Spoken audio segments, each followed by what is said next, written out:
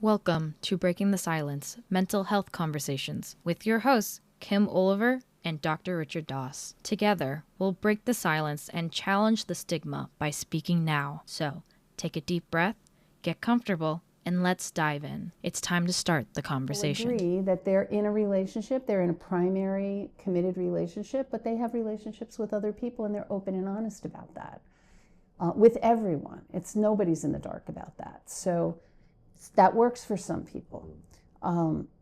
There are many different types of relationships. I know people who get older. I had a good friend, her husband had a stroke when he was in his, I think he might have been in his 50s. And it left him non-communicative and in a wheelchair. And he couldn't be sexual anymore. And he told his wife, wrote her a note because he couldn't talk to her, but said he wanted her to have sexual satisfaction with someone else and he would be okay with that. I know, not a normal response, but if you feel that you can't please your wife in this way and you want your wife to be happy, I also know women, I've worked with some women who know their husbands are cheating and they don't confront their husbands because for them they realize that when the husband leaves and goes spends time with his lover, he comes back in a better mood and he's a better husband for it. They're okay with it. So because I'm a black man, I'm trying to keep my eyes from bucking right now. So, I apologize. No, it's just that I do counseling in relationships, and there's a lot of different variations, and that's why I think it's important for each of us to know what trust means to us, and are we on the same page as the other people in our relationships. If I were in business with someone, I would want to know that we could commingle money and make our decisions collectively, not individually. That would be a trust factor. But if they were having sex with other people, I wouldn't care about that because that's not our relationship. If I was in a monogamous committed relationship with someone, I want to trust that they're not having sex with someone else. But if they do, now I have to recognize this is what I have to trust you to do. This is what you're going to do until you decide it's not what you want. And then I have to decide, am I willing to be in a relationship with someone who's going to cheat?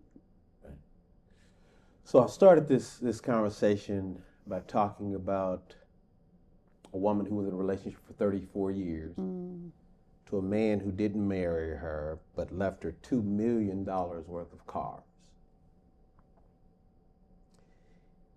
He didn't call her his wife, but on the documents in her transferring cars to me, he called her his successor. His successor. So watch this. While she believed that he didn't trust her,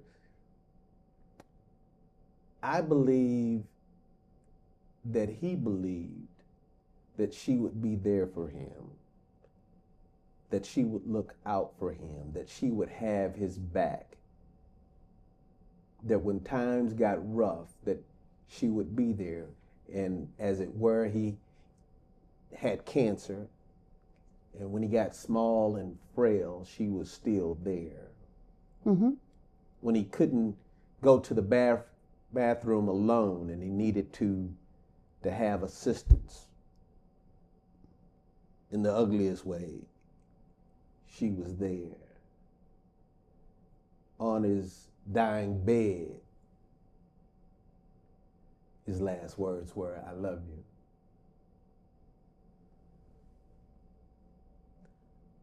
I want to have somebody by my side that I believe in, that believes in me, that I can trust won't cheat on me.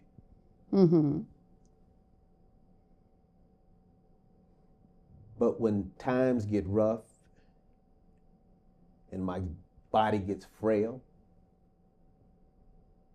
I want that person that I can trust to be there, that I can trust to support me, to hold me, to love me.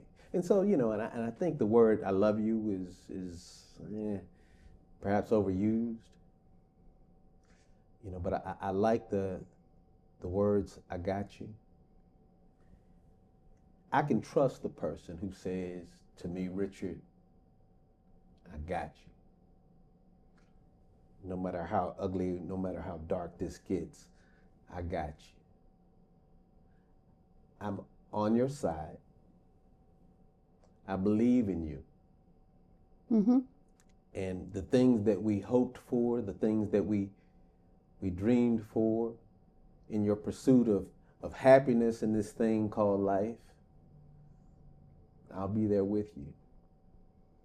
Aren't those the vows we take when we get married? In sickness and in health, for richer, for poorer. Come on. Right. I also think, I'm hearing you say this, and it begs the question from me, would you be that person for your partner? Because a lot of times we want things from our partner that we may not be willing to give. I say this because of someone in my life, not anyone I had a personal relationship with, but this person was angry that in his wife's life, he was number 3. Her sons came first, her dogs came second, and he was third. And I looked at him and I said, "And who's number 1 in your life?" And it wasn't his wife. So how can one person expect something from a partner that they're not willing to give in return? That's why I asked the question. I don't need an answer, but it's something, it's easy to say what we want, but are we willing to be that same person is the question. It's not easy to be there in sickness. I've been there, did bathroom duty too.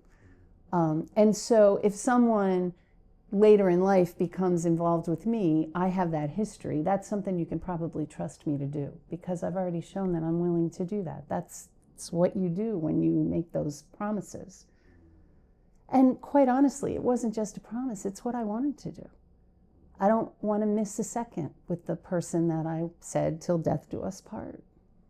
That's just how I love, but people love in different ways.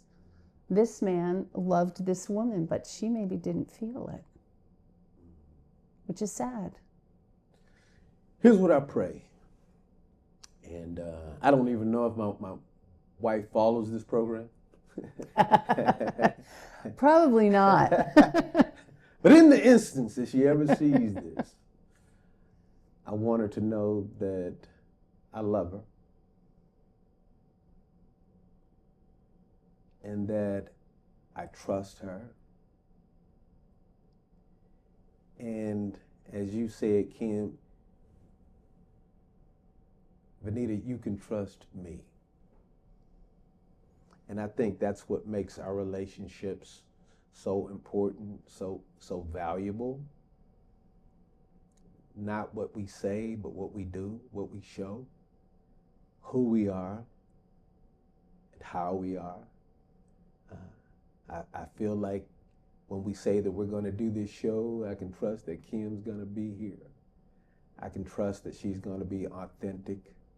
I can trust that she's going to be real. I can trust that she's going to bring herself, bring her knowledge. She can trust that I'll do the same. And so we trust that you'll watch a program that's interesting to you. But we also want you to be the type of person that other people can trust and believe in. And so don't just say it. Show it. Show it. Discuss it. How can somebody know that they can trust you as you think about whether or not you can trust them? You know, Richard, while we were having this conversation about trust, there were 2 books that came to mind that I want to mention to you. Did you ever read the book Love and Respect? I would tell you who it's by, but I cannot pronounce the man's last name. So just know it's called Love and Respect. And the basic premise of his book, it's a little stereotypical. He talks about men and women and they want different things in relationships. And of course, anyone in a relationship wants to be loved and respected. But he said, if you had to choose only one, if you could only have one, and your loved one was going to look you deep in the eyes and say, baby, I blank you. Do you want that blank to be I love you or I respect you? And his theory was men opt for respect and women opt for love.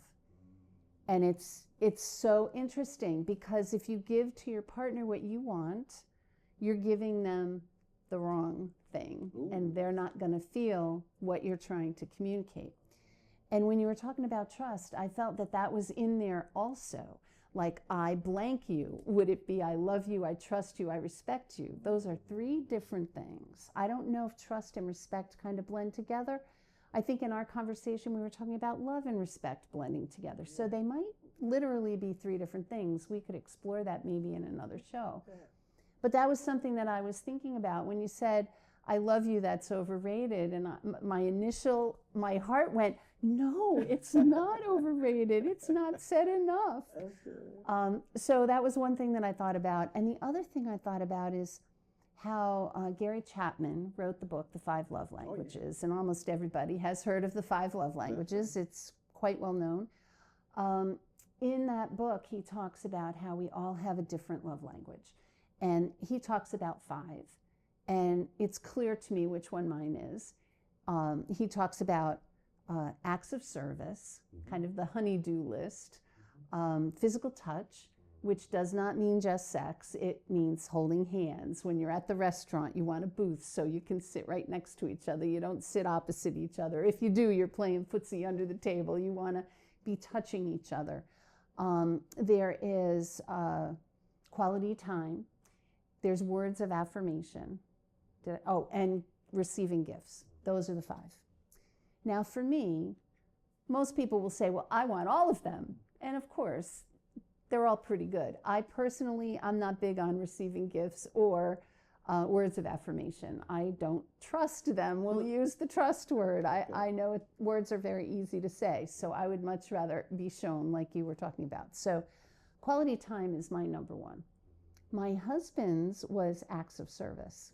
And I didn't know about 5 love languages when we were married. The book wasn't even written yet.